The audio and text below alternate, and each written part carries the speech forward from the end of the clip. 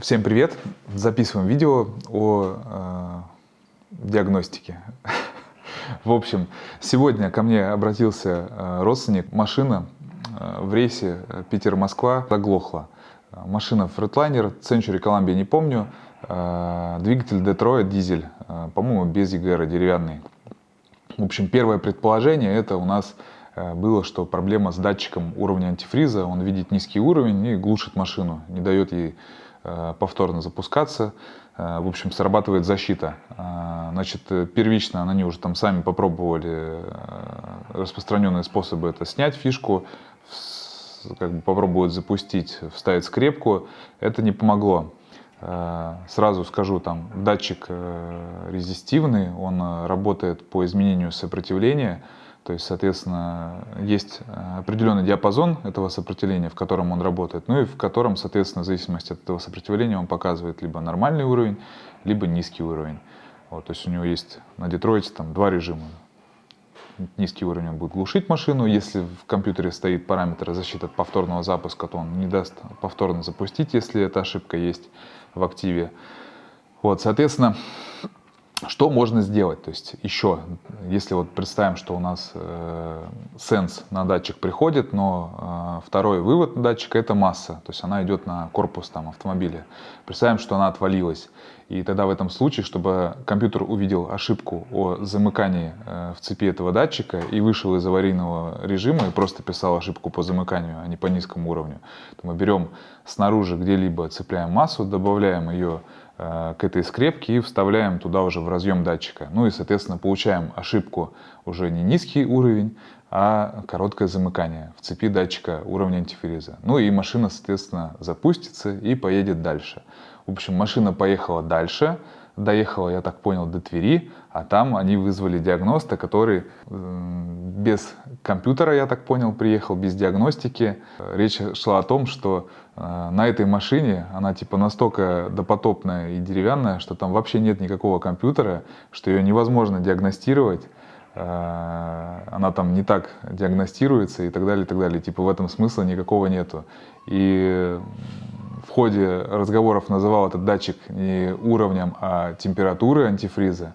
И связал эту проблему с тем, что он видит там температуру неправильно, смесь богатит в минус 25, с учетом того, что на датчике там тоже, опять же, откуда он там увидел, что там что, как и показывает, если он диагностику не подключал. В общем, вот сообщение. Я вам не сказал, что он не диагностируется. Я вам сказал, что там в диагностике нихуя ничего интересного не посмотришь.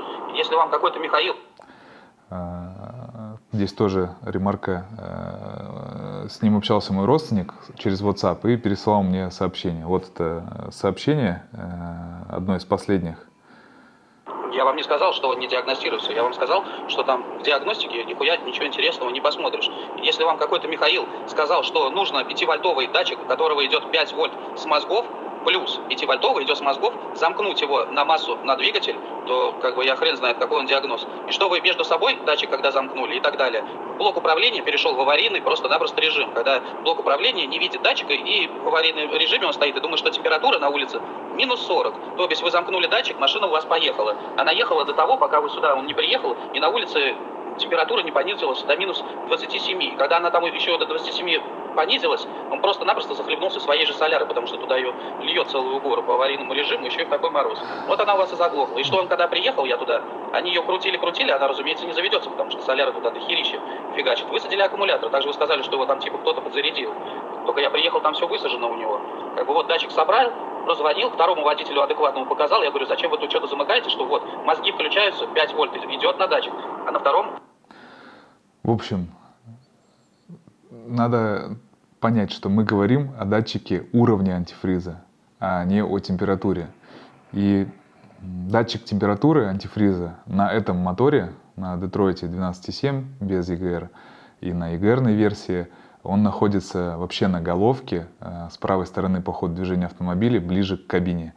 То есть вообще в другом абсолютно месте. И во всех американцах в расширительных бачках стоят датчики уровня антифриза.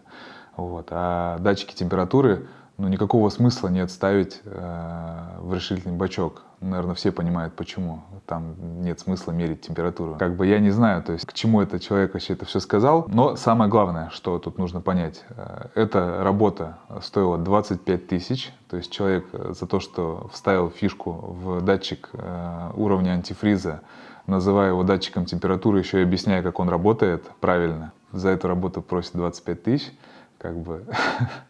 И еще и говорит, что мы как бы какую-то ерунду тут морозим и вообще чушь говорим, что так не делается, типа там 5 вольт, и мы их замыкаем на массу, и это приводит вот к такому результату. То есть если на датчике уровня замкнуть вывод сенса на массу, то мы получим минус 40 температуру антифриза, а не ошибку по замыканию на датчике уровня антифриза. Антифриза и так далее. Блин, ну, короче, смотри, вот если смотреть с моей точки зрения, как будто полуобывателем, мне кажется, что он прав. То есть я думаю, что он прав, но... Типа, да, расчесал, да, но... Тут парадокс в том, что я просто знаю твою компетенцию и прекрасно осознаю, что, ну, ты точно знаешь, что ты говоришь. Но, опять же, повторюсь, что с моей точки зрения, как просто любителя, мне кажется, что вот в легковой это 100% сработает. То есть в легковушках он точно прав, в грузовиках я не разбираюсь. По поводу легковушек, да, сам лично сталкивался с такой проблемой. На Chevrolet Orlando выходил датчик строя температуры антифриза. И да, действительно, на прогретом двигателе с такой неисправностью машина не запускалась. Здесь другой двигатель, это все-таки не легковой дизель, это грузовой дизель. Тем более, вот конкретно в данном случае, то есть это двигатель Detroit дизель 12.7, который я уже знаю, ну, блин, я не знаю, больше 10 лет, 12 лет, может больше. И точно знаю, что с неисправным датчиком температуры антифриза у меня есть машины, которые там по полгода ездят и как бы, ну, не то что с датчиком температуры, с неисправными форсунками. То есть там у меня был человек, который с 2 неисправными форсунками ездил даже больше полугода, и, ну, как бы, у него не было просто возможности их отремонтировать. Да, он там ушатывал мотор, портил его, но сам факт, что это настолько надежная техника, как вот автомат Калашникова, там его из песка достал, и он работает. То есть это вот такой двигатель. И без датчика температуры антифриза он запустится и поедет. Ну, смотри, приехал там электрик, получается, поправил что-то, сделал там, немножко обхейтил тебя, да, как я понял? Ну, пару камней, как говорится, в огород кинул. Ну, я как бы не заинтересованное лицо, я просто как вот я, как обычный автолюбитель, да, говорю. И получается, вот он тебя обхейтил, а в итоге Илюха что позвонил, сказал, что тачка через полчаса заглохла. Да, он в итоге заглох, опять стоит, пытался ему дозвониться, но уже его заблокировали и с телефона, и с WhatsApp, и, короче, все, связи больше с То ним есть нет. Илюха в ЧС, да, залетел? Да, получается, да, его в черный список добавили. И еще Вот. угрожают теперь, Да, что... да, что угрожает, что выложит видео на канале, где будет разбор полетов, и что вот зрители, ну, я так полагаю, что зрители-то заряженные, наверняка больше под какой-то определенный тип двигателей, и не в курсе, что, может быть, бывают другие движки, которые несколько по-другому могут работать. Вот, они, соответственно, в эту чушь могут и поверить. И как бы, чтобы не было такой ерунды, именно вот с этой точки зрения, да, то есть когда вот там большинство аудитории, там целевое, которые, ну, в этом вопросе, ну, знают только вот из видео, например, на канале, и человек как бы это, если проговаривает, то они вот это, конечно, запомнят и будут об этом думать, что это вот так типа работает. Это вот, опять же, вернемся назад, в начало. Все это говорится о датчике температуры антифриза, но на самом деле мы говорим о датчике уровня антифриза, который стоит вообще в другом месте, он стоит там на расширительном бачке. То есть и человек, ну, как бы даже логику бы включил, что ну вот на решительном бачке, ну, датчик температуры, ну, кто будет туда его вообще ставить, какой производитель сумасшедший туда поставит датчик температуры антифриза. Датчик температуры все-таки ставится, ну, в наиболее Теплое место. Скажем так, да, то есть место, где у нас первичный контур охлаждения работает. Это, как правило, термостатная коробка, там самое удобное место. То есть этот узел, чтобы обслуживать, там датчик стоит, как бы, ну вот, обычно туда и ставят. И на легковых машинах тоже, как правило, на термостатной коробке стоит этот вот злополучный датчик температуры антифриза. То есть мы с чем определились? Значит, на Детройте, даже вот, ну, владельцы Детройтов, экспериментально можете снять датчик температуры антифриза, запустить двигатель, и у вас машина, ну, единственное, что сделает, это запустит вентилятор, уйдет из режима idle, то есть она будет, по идее, сразу на холостой ход падать. Вот, и, ну, это касательно двигателя Детройт, но при этом она будет запускаться и ехать, то есть проблем с этим не будет, с запуском. Даже для проверки, то есть вот люди, у кого есть Детройты, там могут проверить. Я лично сам проверял неоднократно, и это работает именно так, никак иначе. Не как на легковой машине, по-другому.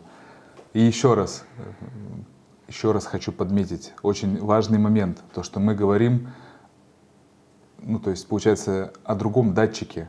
Датчик уровня антифриза, и водителю рекомендация была и объяснение именно этого датчика и что с ним делать. И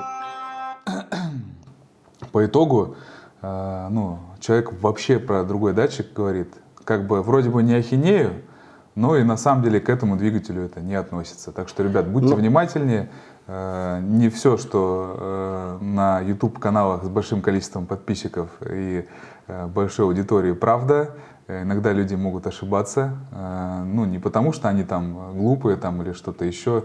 Просто, как говорится, есть, скажем так, узкая какая-то специфика в данном случае, потому что этими машинами, как правило, занимаются, ну, скажем, диагносты, вот, которые занимаются, например, американцами. И вот у них такая вот узкая специализация. То есть я не лажу там в легковые, или если я полезу в легковую, то, может, я там тоже какую-нибудь пурги начешу, как бы, но логичной, типа, исходя из грузовой тематики. Ну, короче, подытожим. да. Чувак скилловый, да, вот этот подъезжал, он достаточно скилловый, но он прилез не в свое болото. Конечно, да, просто. получается, да, то есть не в свое Просто болото. он, может быть, и шарит, ну, точнее, он точно шарит, но он шарит не в грузовиках. То есть он шарит не в Детройтах, скорее всего, он разбирается в легковых двигателях, я так полагаю. Ну, Чувак, просто... хейтить людей не надо, если ты лезешь не в свое болото. Ну да, разберись там в вопросе сначала, потом уже... Алло. Да. Миша, вот ты что, смотри, они сейчас, ну, стали заряжать опять. Я смотрю, у меня зарядка все пошла, там, 12, сейчас уже 14 показывает. Газелька стоит, заряжается. А у него почему-то на приборке показывает 12,5 прибор зарядки. Ну, питание хреново идет на компьютер. У него Колумбия или что там? Смотри, на колумбийской панели вот этот вольтметр, он берется с компьютера двигателя. И, соответственно, если на компьютер двигателя питание будет плохое, то и там тоже будет показывать мало. Тоже мало будет, да? Да, да.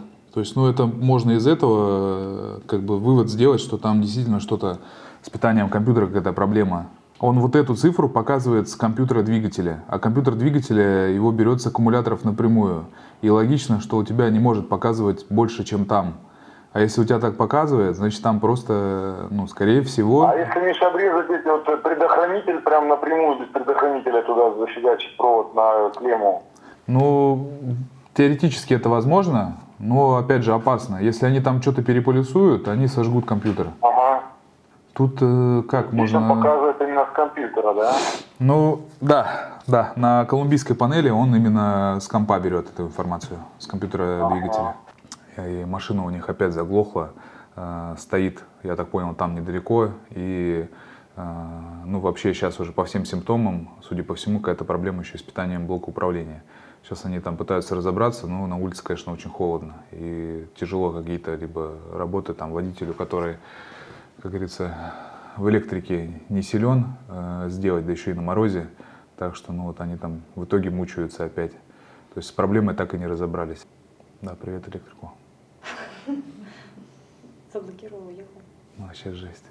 Хотели вот одним кадром записать, ну, не получилось, потому что мысли возникли, а действительно, как бы, ну, как это будет выглядеть для обывателя, для обычного человека. Там, понятное дело, там терминами можно все разложить, но как бы надо еще и разжевать, как это на самом деле выглядит. Ну, ребят, пишите в комментариях, что вы по этому поводу думаете, как бы прав ли тот электрик, правильно ли он говорит. И чтобы было понятно, это электрик, я так понял, у него тоже есть YouTube-канал, «Бешеный электрик» называется. Вот. Он сказал, что он выложит это видео у себя на канале, ну и заодно как бы там тоже можно будет посмотреть, наверное, его и понять, как бы, что он все-таки на самом деле имел в виду. Надеюсь, что он эту ситуацию по-другому обыгрывать не собирается, что вот как есть, так и есть, все это дело выдаст. В общем, всем спасибо за просмотр. Ставьте лайки, пишите комментарии. Пока. Жесть, да.